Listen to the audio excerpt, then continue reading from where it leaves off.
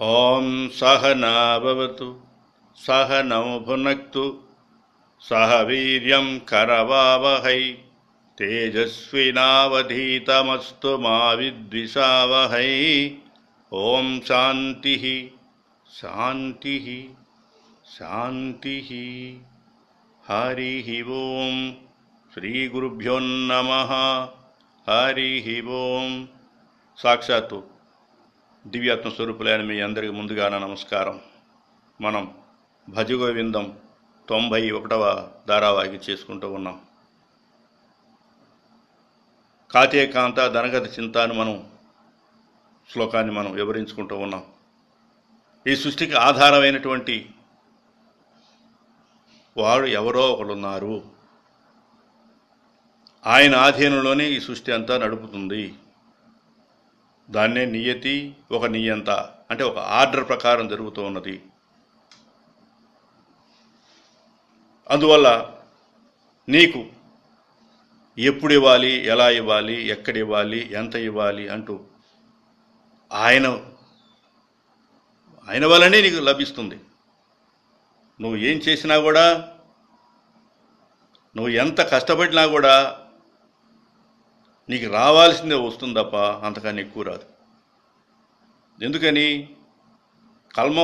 కర్మఫలదాత ఉన్నాడు, ఆయన ఆధీనంలో ఉన్నది.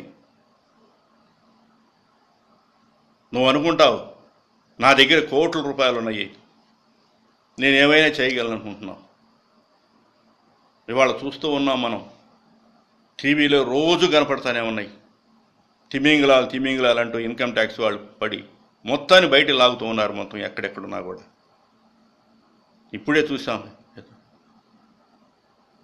తన ఊరిలో ఉన్నప్పుడు ఏమీ లేదు, ఇవాడ 30-40 కోట్లు సంపాదించాడు. ఆ సమయంలోనే ఏదైతే లంచం ఇవ్వాలో ఆమె రానే వచ్చింది, 35,000 ఇస్తుందంటే వెంటనే పట్టుకున్నారు. ఒక తహసీల్దార్గా ఉన్నటువంటి వ్యక్తి సమాజానికి సేవ చేయాల్సిన వాడు ఆశ ఎందుకండి? ఉన్నది ఒక్కడు, భార్య, ఒక బిడ్డ, దానికి 6 ఇళ్ళు, కిలోల బంగారం, కోట్ల రూపాయల డబ్బు, ఇవన్నీ ఎందుకు? ఒకసారి ఆలోచన చేస్తే ఇవి వినాలి. ఇవి విన్నప్పుడు తనకు ఒక ఆలోచన కలిగి మనసు మారుతుంది. ఎప్పుడు సంపాదనే, ఎప్పుడు ఇంకా కావాలని కోరిక అనుకుంటున్నావు కదా. నువ్వు కోట్ల రూపాయలలో ఒక్కోసారి నీకు అన్నం మెతుకు దొరకదు. నాకు అనుభవం ఉంది ఇది. మేము బిల్డింగ్ కట్టడానికి కలప కోసం బలార్సా వెళ్ళాం. బలార్సా వెళితే డబ్బులు కావాల్సినవి ఉన్నాయి, కలప కొనడానికి వెళ్ళాం కదా. ఒకరోజు మార్కెట్ అంతా తిరిగాం, రెండో రోజు కొనుక్కుందామని చెప్పి అనుకుంటా ఉన్నాం, ఆ వేలం పాటలు పాడుకుందామని. ఎందుకో సడన్గా ఒక సమ్మె అంటే ఒక స్ట్రైక్ చేశారు. ఎక్కడ ఎతికినా కూడా ఆహారం దొరకలేదు. 144 సెక్షన్ పెట్టినా కర్ఫ్యూ పెట్టినట్టు అయిపోయింది అక్కడ. అంటే సామూహికంగా వాళ్ళంతా వాళ్ళే చేశారు అక్కడ ఏదో ఒక స్ట్రైక్. మరి నీ దగ్గర డబ్బులు ఉన్నాయి, ఎంత కావాలని డబ్బు ఉంది, కానీ ఆహారం లేదు, తినడానికి తిండి లేదు. అంటే ఎవరి దయ ఉండాలి? అన్నపూర్ణమ్మ, ఆమె దయ ఉండాలి. నువ్వు అనుకుంటున్నావు నా దగ్గర డబ్బు ఉందని. మరి అలా అనుకోండి, ఏం చేయకుండా ఉంటావా? ఏదో ఒకటి చెయ్యాలి కదా. మూతి పెట్టినవాడు మేత వేస్తాడు, నిన్న చెప్పారు కదండి. ఏం చేయకుండా కూర్చొని ఎందుకు రాదని చెప్పి మీరే అంటారు. మన కృషి మనం చెయ్యాలి.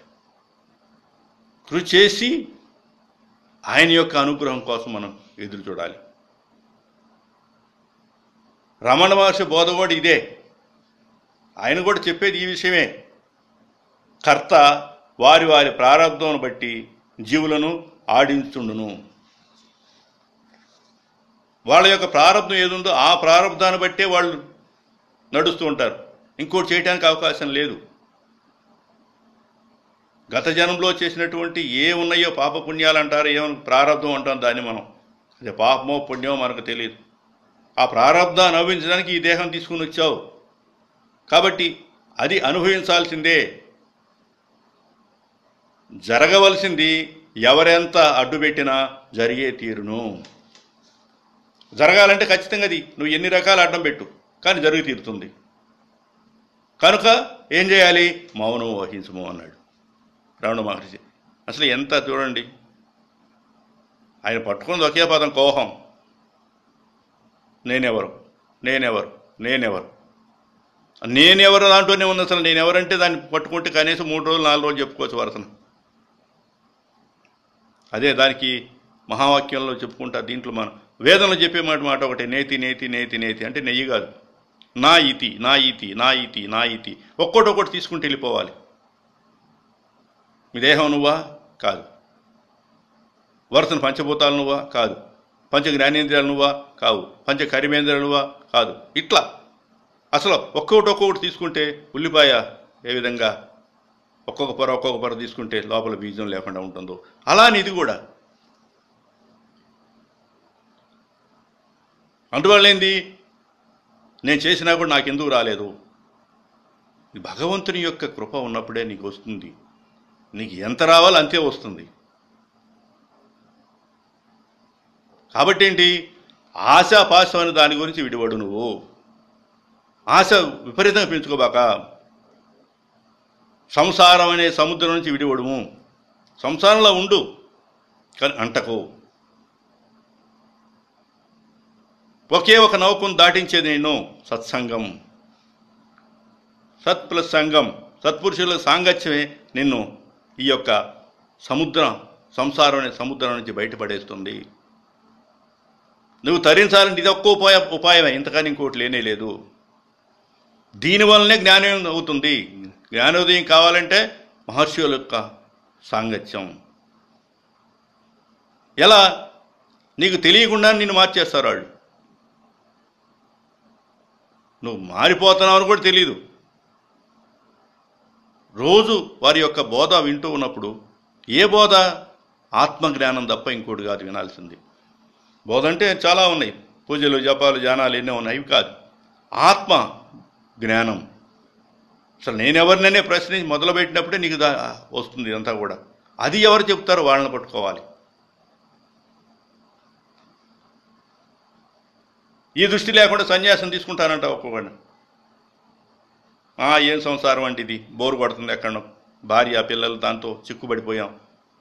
ఎవరో చెప్తే విన్నాను, శంకరాచార్యులు వారు భజగోవిందని చెప్పారు, సంసారం వదిలిపెట్టి వెళ్ళమన్నారు, అందువల్ల వెళ్తున్నానని చెప్పాను. అక్కడ ఏం లేదు నీకు. గుడ్డలు మార్చినందుకు ప్రయోజనం, గుణాలు మారాలి. కాషాయం గుడ్డలు ఇప్పుడు నెక్స్ట్ వచ్చే శ్లోకం అదే. జటిలో మున్నీళ్ళు ఉంచెతి కేశ కాషాయాం బరువుత వేష పశ్చన్న. అసలు అద్భుతమైన శ్లోకం అది. ఒక్కొక్కటి చెప్తుంటే సన్యాసులను వదల్లా. ఎవరు దొంగ సన్యాసులు, ఎవరు కూటి కోసం ఎవరైతే చేస్తున్నారో వీళ్ళందరూ కూడా అప్పుడే ఉన్నారు, ఇప్పుడు కాదు.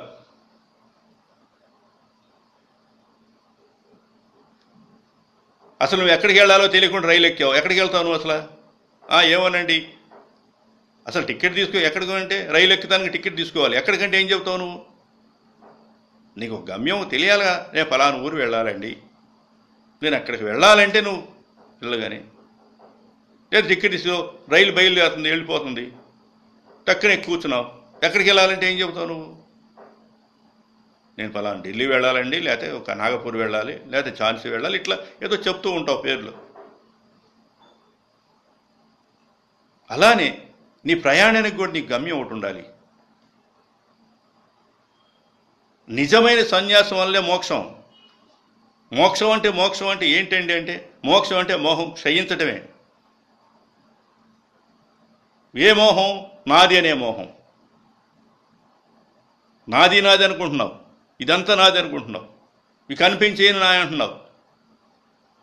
దానికి ఆధారమైన శక్తి ఏదో ఒకటి ఉన్నది, ఆ నియంత. ఆ నియంత ఎవరున్నారో వాడిని పట్టుకోవాలి. వాడిని పట్టుకుంటే ఏమైపోతుంది? ఏమి లేదు అక్కడ. నా అనే తీసి నీ పెట్టు, అంతే, ఇంకేం లేదు. నా ఇల్లు అన్నావు, కాదు నీ ఇల్లు. నా డబ్బు అన్నావు, కాదు నీ డబ్బు. ఇంతే. ఎప్పుడైతే ఆ భావంతో మనం ఉంటామో ఈ యొక్క సంసారం అనే సంగ్రామం ఈ సాగరం నుంచి మనం బయటపెడతామని తెలియజేస్తూ సెలవు తీసుకుంటున్నాను. హరి ఓం తత్సత్.